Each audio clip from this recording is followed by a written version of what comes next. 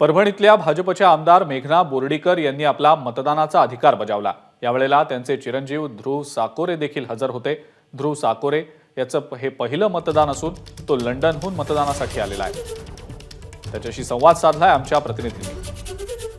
परभणी लोकसभा मतदारसंघासाठी आज मतदान होतंय। भाजपच्या जिंतूर येथील आमदार मेघना बोर्डीकर आणि त्यांचे चिरंजीव ध्रुव साकोरे हे लंडनहून मतदानाला आलेत। पहिल्यांदा ते मतदान करतात। आपल्यासोबत दोघंही आहेत, आई आहे आणि चिरंजीव पण आहेत। काय सांगाल दीदी, आज मतदान होतंय परभणी लोकसभेसाठी, महिनाभर तुम्ही मतदारसंघ पिंजून काढताय? निश्चितच सकाळपासून मी बऱ्याच मतदान केंद्रावरती जाऊन आलेली आहे। लोकांमध्ये उत्साह आहे आणि मोदीजींच्या सभेमुळे तो उत्साह जाणवतोय।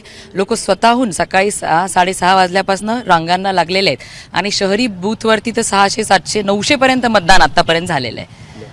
तर काय वाटते, एकूण अटीतटीची लढाई होती का कशी लढाई होती? नाही, अटीतटीची नाही आहे, एकदम स्विफ्ट असा जानकर साहेबांनाच मिळणार आहे या ठिकाणी। बाहेरचा उमेदवार म्हणून एक नॅरेटिव्ह इथं झालं होतं सेट की बाबा बाहेरचा उमेदवार आहे, इथला स्थानिकचा उमेदवार आपला बरा म्हणून। नाही, तो विषय 1-2 दिवस राहिला, त्याच्यानंतर कुणालाही जानकर साहेब बाहेरचे वाटले नाहीत। प्रत्येकाला ह्या परभणी लोकसभा मतदारसंघातील आणि खास करून आपल्या परभणी जिल्ह्यातील प्रत्येकाला विकास पाहिजे। त्यामुळे लोकांनी विकास आणि मोदीजींच्या 10 वर्षाच्या गॅरंटीवरतीच मतदान द्यायचं ठरवलं आणि त्याच पद्धतीने आता टर्नआउट येत आहे। लोक उत्साहाने मतदानासाठी बाहेर पडलेले आहेत। विद्यमान खासदार संजय जाधव यांनी असे आरोप केला की भाजप या ठिकाणी मराठा, ओबीसी आणि इतर समाजातलं जे काही तेढ आहे ती वाढवती आणि आपली पोळी भाजून घेते। हे चुकीचं आहे। त्यांच्याचकडे उलट कुठलेही मुद्दे नव्हते निवडणुकीला लोकांच्या पुढे जाण्यासाठी, म्हणून त्यांनी हा जातीवाद या ठिकाणी मतदारांना भावनिक करण्यासाठी वापरला गेलेला मुद्दा आहे। विकासाचा मुद्दा बाजूला राहिला, हाच मुद्दा सर्वत्र गाजतोय असं वाटते का तुम्हाला? कारण प्रत्येक ठिकाणी ते नेत्यांच्या गाड्या अडवल्या, तुमच्याही गाड्या काही ठिकाणी अडवल्या होत्या।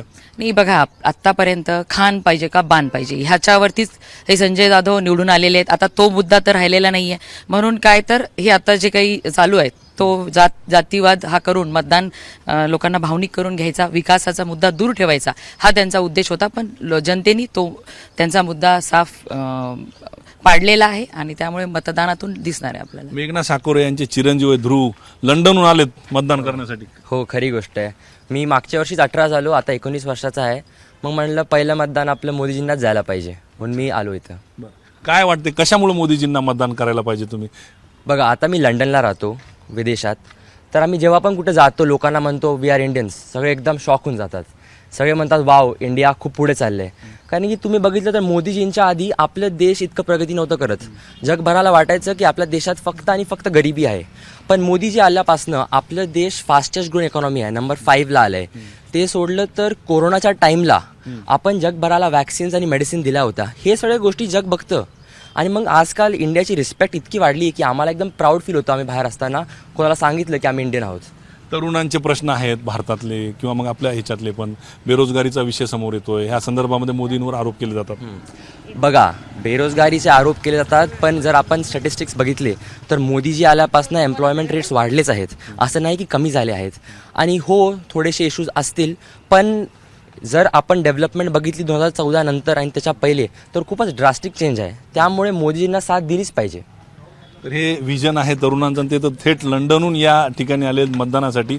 आता मेघना बोर्डीकरांनी सांगितले की आम्ही इथं या ठिकाणी निश्चितपणे विजयी होऊ। कॅमेरा पर्सन धनंजय दारुंटेसह पंकज क्षीरसागर, एबीपी माझा, परभणी।